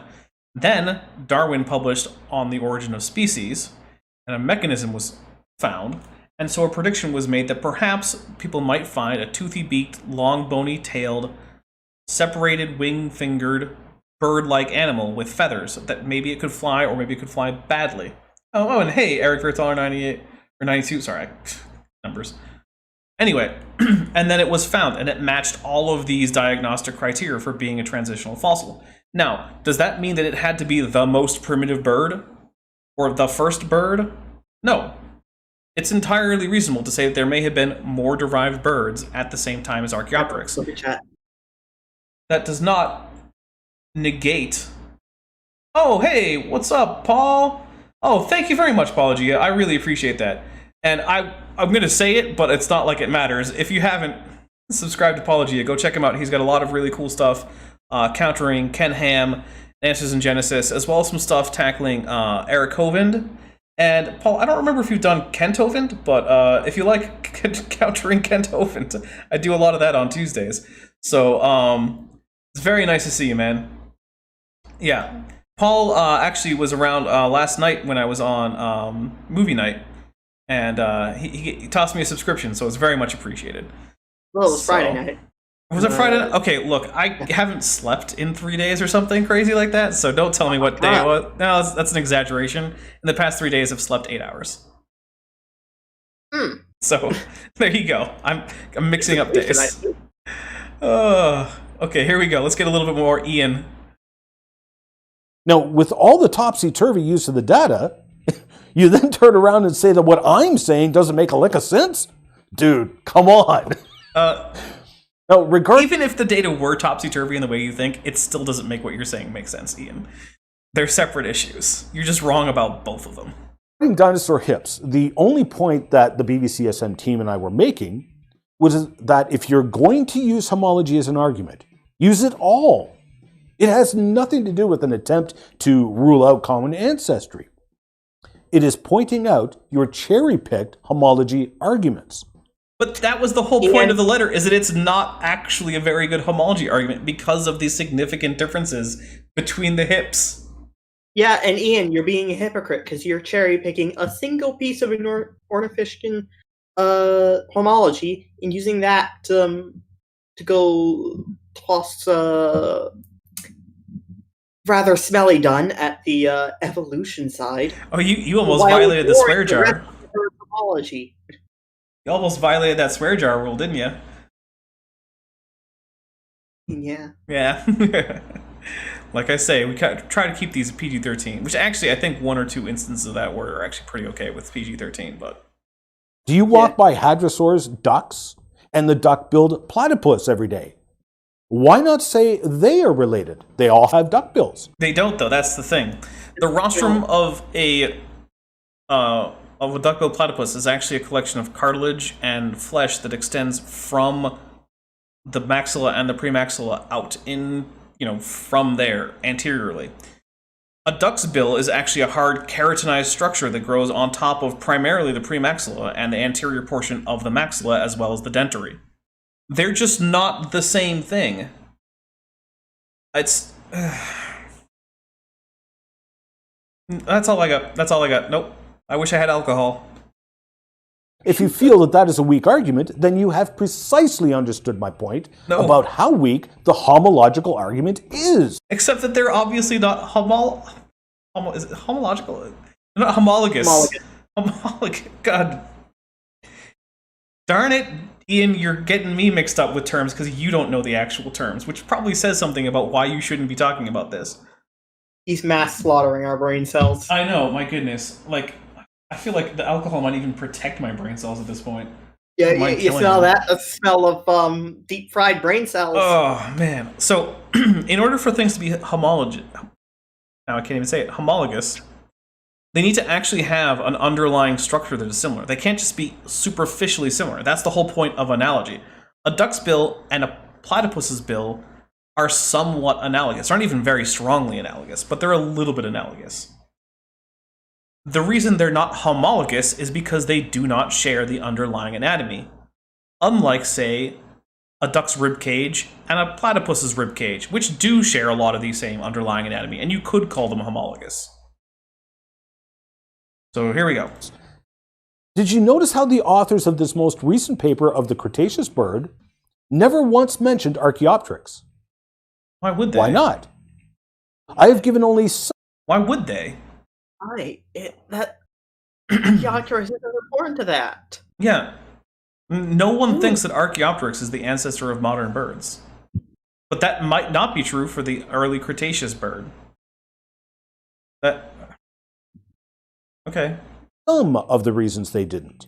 They are well aware of the confusion and controversy that Archaeopteryx presents to the models of dino-to-bird evolution. They left Archaeopteryx out of the discussion because Archaeopteryx is of no help to the theories of dinosaur-to-bird evolution. All right, I'm out of time. I'm your host, Ian Juby. Thank you for watching the show, all three of you. Oh, nothing evolved. Hey, we increased his viewership by an entire order of magnitude if it was only three of us. Or watching originally. Although, actually, I think he actually gets usually a few thousand views on each of these. So. Yeah. Which kind of depresses me. Yeah. Very much. That's true. Paul Gia says, I noted that paper didn't reference Big Bird from Sesame Street either.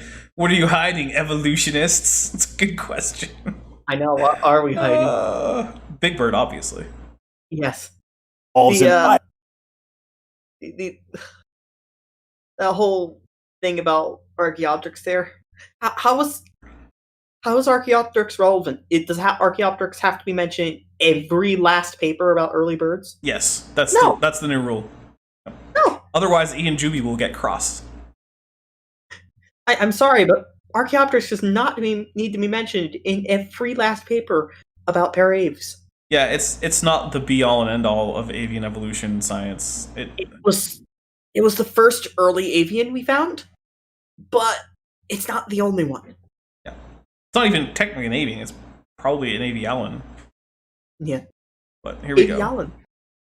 Ewa and a whack of you ask about carbon-14 in dinosaur bones. This is Genesis Week. So apparently nothing evolves in the state of Iowa. The Iowa Department of Natural Resources posted an article on their Take It Outside blog entitled Iowa's Land Before Time, Prehistoric Life Still Around Today. Take a peek into Iowa's prehistoric past with these living fossils that still exist today. 10 times in the first chapter of Genesis it says God created all of life to reproduce after its kind. Now, yes, you're going to get variation. Just look at the incredible variation in dogs and humans alone. But what you have are dogs reproducing dog kinds and humans reproducing human kinds. Take it away, Tdlane. Go ahead. Just I'm tell us already why not it's like stupid. where this is going. Tell us why it's stupid. First, I'm at a loss for words, honestly. Artificial selection we've put on dogs has resulted in a much wider variety among their species than would be expected in a natural environment. True. And for the most part, if you were to say take all the dogs, get rid of all domestication, just no more domesticated animals, the dogs would likely go back to something more similar to a wolf. All right, but they're still dogs. Yeah, they're all still dogs. Right, but that means that things don't ever evolve out of their kind, right? Yeah. You mean that evolution would actually predict the same thing? Yeah. Yeah, because first of all, you have to define a kind in case you wanted to make that argument. But yes, anything that an organism is now is what it will always be, because that's how clades work. New clades erupt within old clades, but old clades don't go away. By the way, Thromulus, this is a combination of a couple of his Juby's Creation Weekly videos. And by the way, also Thromulus, I don't know if I thanked you, but you got me some stuff from my my Amazon wish list, which is in the description, and I want to say thank you very much, because getting that paint is a big priority right now if people want to see the army. So Yeah, we need to get gotta get the paint. Okay, here we go. So if creation were true, we would see stasis in the fossil record. Organisms reproducing faithfully after their kind. I don't know what the Bible would say about the cancer rates in California being apparently high. Anyway, evolution requires change over time. Drastic change, seeing as how you have amoebas changing into elephants, bats, whales, donkeys, dogs, and humans. No. No, it would have been a as all of those are eupharians, it would have been a basal eupharian that then diverged into multiple lineages, some of which led to your contigliers, ours led to afrofares, and ours led to the group that whales and donkeys are a part of that I can't remember the name of. Ungulata? Yes. And another point is that amoebas are not ancestral to animals. Amoebas are a sister group to one of the clades. I believe is it Opistheconta? I think it's Opistheconta. I'm not really sure, actually. But yeah, Amoebozoa is a sister group to a group that includes animals as well as other single-celled protists. So, no. None of these things evolved from amoebas. That is a lot of change. Now, obviously, I don't believe the evolutionary ages. Nevertheless, I think it's important to know and understand what evolutionary theory requires. Just Walking Fish said Artiodactyla, but donkeys are parasodactyls. So together they're both in Ungulata. Whales are Artiodactyls, though. Hires, and what the evidence actually shows. The Iowa article starts off with the paddlefish, still paddling around in the state of Iowa. They find these paddlefish in the fossil record in rocks dated as 300 million evolutionary years old. Now, how do they know they're paddlefish? Because they look just like them. Even the Iowa Department of Natural Resources knows that. Now, some anti-theists will try and argue otherwise, and frankly, this smacks of desperation. Okay, couple things. One, this isn't an anti-theist thing. This is just a straight-up science thing. And I don't know if you know this, but there are a lot of Christian paleontologists who, because they're Christians, are probably not anti-theists, being themselves theists. Second, it is true that the group paddlefish goes back a very long ways, some 300 plus million years. However, one of the interesting things is that no, modern paddlefish do not look just like ancient paddlefish. That's why they're in separate genera. There are 4 or 5, I don't remember exactly, extinct genera of paddlefish, and 2 extant. And there is no overlap between them, because they are not the same animals. All yeah, yours... looking at sorry, ancient paddlefish, yeah, it looks like it looks very similar to a modern paddlefish. Oh, it yeah. has a shorter dorsal fin. It also has a much shorter snout kind of thing. Paddle, I guess. So, basically what's saying paddlefish are living fossils, and this is the case for all the living fossils. All that is saying is essentially, this is a group of organisms which has undergone little morphological change and remains extant. That's it. That's the entire thing. That is not a controversial thing to have happen. Evolution doesn't say that everything has to undergo some degree of morphological change, otherwise it's false. Nor does it say that certain groups have to go extinct. But the fact is, paddlefish have undergone morphological evolution, and presumably they've undergone a lot of molecular evolution. It's just harder to test DNA from fossils from 300 million years ago, in that it's essentially impossible. So, yeah. And as a note, the term living fossil is not great. Personally, I would much prefer, say, a slow lineage would be a bit better. Maybe. It's one of those things where it's like, I think we're stuck with it. Oh, God, you're right. Yeah. The differences they allege between the fossil paddlefish and the modern paddlefish are pathetic. The differences in breeds of dogs, and they are all dogs, is vastly more than any difference you'll see between fossil paddlefish and modern paddlefish. Artificial selection. One artificial selection. Also, I would like to see your paper demonstrating this again. Yeah. Please do. So 300 million years of evolution has caused the paddlefish to evolve into the paddlefish. Right, and 300 million years has caused the mammaliform to turn into a mammaliform, this particular one being a dog. Good job. Yeah. Animals with a The author then moves along. Sorry. Animals with very low pressures will generally not change because they're already suited well enough to their environment that they don't need to evolve to anything or evolve anything else. If they do, they will. Yeah. Or they'll go extinct. And because that's how it works. Smitty suggested a stable phenotype. That could be a pretty good term, but I still think we're just stuck with living fossil. I don't think that phrase is going anywhere from the popular imagination anytime soon. Yeah, a stable phenotype, or a bit more a layman term would be a slow lineage. Would be very understandable. Yeah.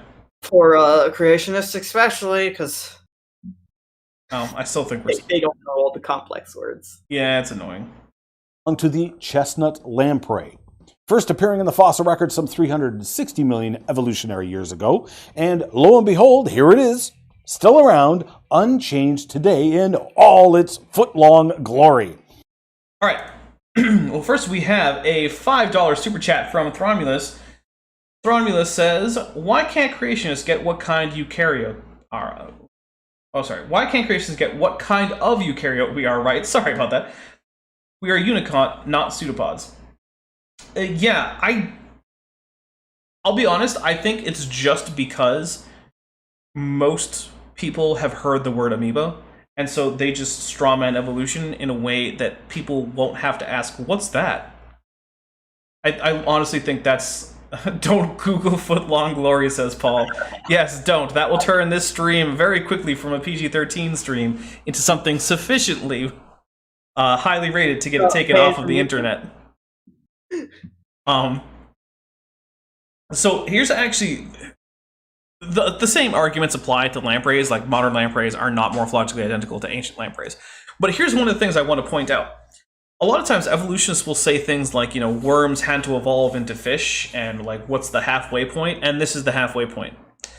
This animal does not have a bony skeleton. It barely has a brain. It does not, or not brain, sorry. It barely has a skull. It only has one nostril. It does not have any limbs. It is essentially segmented in terms of its skeleton. It's cartilaginous skeleton, by the way. And it doesn't have a jaw. Lampreys are a wonderful example of a living transition between worms and fish. Because if you saw... Oh, sorry, go ahead. They're literally just very basal Craniates. chordate, basically. Well, they're not as basal as a chordate can get. Sea lancelets are much more basal, but yeah, they're about as primitive as you can get while still being a craniate. Yeah, and it's just like, gee, what a way to demonstrate it, because guess what? Most chordates were probably parasites, because that's what worked for them. Maybe. It's hard to say about a lot of them. It's not clear like what the mode of life for conodons were, and they were about the same level of basally, branching as lampreys were. So Yeah, but it's iffy. off to feed children. All right, you have a great time too, Paul. Thanks for stopping in, man. Have a great time, Paul. All right, here we go. Strangely, they're endangered today. I have no idea why anyone would want to kill them. But again, in an alleged 360 million years, the chestnut lamprey has evolved into the chestnut lamprey. Except that's the thing. The chestnut lamprey is a particular species, Ian. I want you to find me a fossil of the chestnut lamprey. And here's a spoiler alert. You can't.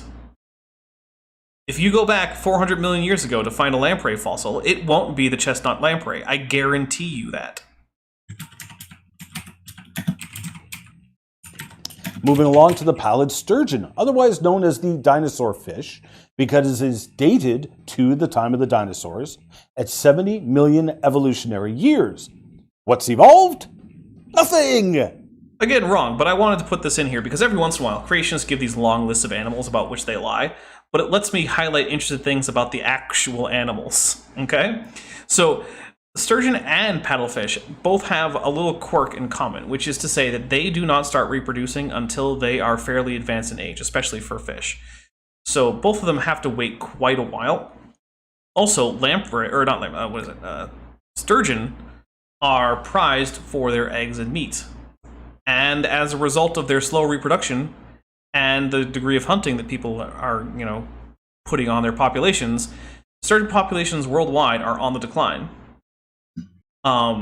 So next time you decide to order caviar, think twice about that. Yeah, There's a reason it's so damn expensive. As a side note, lampreys, there are no chestnut lampreys. He's talking about just generic lamprey fossils. Yeah. And guess what? What? They aren't all the same as modern lampreys. And this is 360 million years ago. It's not the same species. And, let's see. Okay, so that's Priscomyzon, which is in, Petromyzoniforms. Which, yeah. And, let's see. Where does this go? Real quick. This is, chestnut lamprey is also in that. Yeah, they're in. They happen to be in the same glade. No surprise. But Throngulus asks, "How is an evolutionary year different from a normal year?"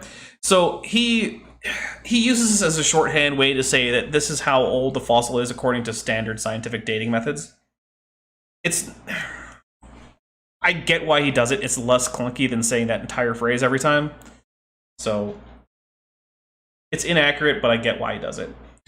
And then Paul the Skeptic says that he hasn't heard Juby in a while, and also out with one paw, in with another. So. Absolutely nothing! It's still around today, although it too is endangered. The common snapping turtle made the department's prehistoric list as well, another dinosaur critter, also originally appearing in the fossil record in rocks dated at 66 million evolutionary years. And here's what I want to point out about this, and I realize I can just do this and it won't matter. Ian, that's an alligator snapping turtle. You pulled up the wrong snapping turtle. It's just the wrong turtle. That's what that's all I wanted to put out about here. Like, snapping turtles aren't like super endangered, and they're cool, but like, go if you want to learn more about snapping turtles, go watch like the Coyote Peterson Mud Dragon special, or just read the Wikipedia page or something. I'm not going to go into a whole long thing about snapping turtles, but that's the wrong one, Ian. That's a dragon snapping turtle, or an alligator snapping turtle, depending on which term you want to use. It's not the common. The common snapping turtle has a smooth shell. The common snapping turtle hasn't evolved. It's reproduced faithfully after its kind. Which does not preclude evolution. Okay. Yeah. The dragonfly made it onto the department's prehistoric list, but they did mention that it has changed in one way. Size. Fossil dragonflies found in rocks dated 325 million evolutionary years had wingspans of up to 3 feet. And here's a problem with that, Ian. Those aren't dragonflies. Those are what we like to call griffinflies, because they are in fact not the same. Their anatomy isn't the same. It's similar. They're very closely related groups, but they are not the same, Ian. And I wonder if he's going to go on about the size decrease being de-evolution, as if evolution said everything always must get bigger. Now you can imagine the mess that'd make on your windshield going down the highway at 100 kilometers an hour. Yes, I could.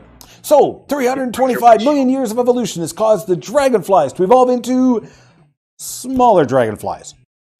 No, that is not what has happened. However, we have a $4.99 super chat from Eric Virathaler92, who says, "How do you get your character design to appear on StreamYards? I asked for my second channel's character design when I do it. So what I do is I actually capture StreamYards with OBS, and then I actually stream from OBS. That is the answer to that question. And if you mean, how do I get it animated on StreamYards from when I actually do stream from StreamYards? I use an OBS virtual camera, which has a looped animation of my avatar. So, yeah. Whichever question you asked, I answered it. How is that evolution? Next on the list is the sandhill crane, which dates back to 2.5 million evolutionary years and hasn't changed one bit. In 2.5 million years? That's not surprising. Even if it were under selection pressure that would cause it to change, it wouldn't have changed all that much in that time. Like, 2.5 million years is a very short time in terms of evolution, Ian. It's like, okay, sure. 2.5 million years ago is basically now from a geological perspective. Yeah, I mean, like, basically, what's happened in the past 2.5 million years? Okay, we've had some evolution of felids, we've had some evolution of proboscideans, we've had a good bit of evolution on apes. We've actually not had very much proboscidean evolution, we've just had some proboscidean extinction. Oh, yeah. Like, there actually has been very little proboscidean evolution in that time. Yeah. So, yeah. Yeah, about a bunch of proboscideans basically bit the bullet. And at least partly towards the end due to us. Yeah. So, albeit there is so much debate about how much of a role humans played in the extinction of mammoths and mastodon. All right, let's try to get one more animal in, and we'll see what we can say about it that's interesting, and then we're going to wrap it up. Yes. Neither has the pelican, first known in the fossil record from 30 million evolutionary years ago. But, Ian, you said that other animals in the pelican's same family were around with the dinosaurs. We'll get one more in, because that's all I really have to say about the pelican. 30 million alleged years of evolution has shown that the pelican has faithfully reproduced pelicans. There is no change. That's not true. The humble snail is considered among the oldest of critters from the fossil record, assigned an evolutionary age of 440 million years.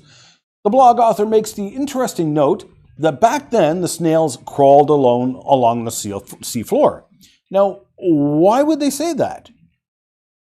Because the rocks they are found in were obviously deposited by a massive flood. Now, they would call it a sea, but the reality is they have interpreted the rocks to have been deposited by a sea because the snails are found with marine creatures. Now, All right.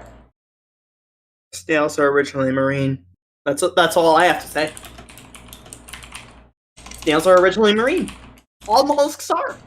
It's true, and so I know from having seen this a little bit before that he's basically complaining that the fossil-bearing layers that are part of the Western Interior Seaway, he's saying that basically, they could just be a result of the flood. But the thing is that we have evidence of shallow water deposition for that entire area, and at times that are correlated via absolute dating methods with these periods in which we have shallow marine deposition from the Western Interior Seaway, which was the seaway that divided Appalachia, which is what's now eastern North America, from Laramidia, which is what's now North America. Yeah, at the same time, those were depositing non-marine sediments, including some that weren't even deposited by water.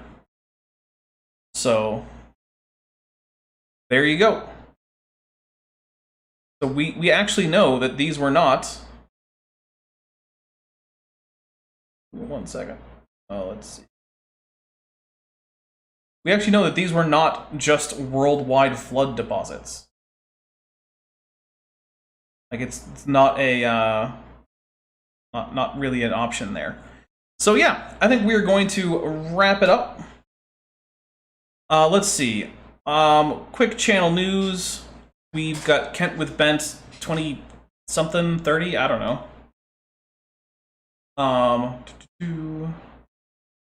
Let's see. Then Thursday should be... Actually, I'm going to talk to my my patrons about this. Should it be the next Fluffy Dino Lads, or should it be my 5 challenges for Kent Hovind and his fans? Ooh, the Fluffy Dino Lads has already been on the bench for, 2 weeks now? Something like that, yeah. So, but we'll talk about that. I don't know what's happening Saturday. There you go. Tdlane, what do you got? I'm graduating school. Yay. If you want to continue Juby, I mean, when you don't have anybody else available for Kent with Ben, I guess we could do Juby with Jeff, even though my first name is not Jeff, but I still have Jeff in my name, technically. So, Juby with Jeff. Make that a thing. That could be a thing. I don't know how often I want to cover Juby, though, because he makes me cringe even harder than Kent Hovind does. Yep, So, alright, well, thank you for showing up. Drink rules. Well, we might have to. Alright, well, we gotta wrap it up, Tdlane. Yeah. Alright. So thank you everyone for stopping by. I hope I'll see you all on Tuesday at 6 p.m. Pacific, 9 Eastern, as well as Thursday for 5 p.m. Pacific, 8 p.m. Eastern for a premiere. And I also want to send a special thank you to everyone who super chatted: Vandalia1998, Ian Chen, Thronmulus, and Eric Virthaler92. And I hope everyone has a great night. Later, everybody. Good night, everybody.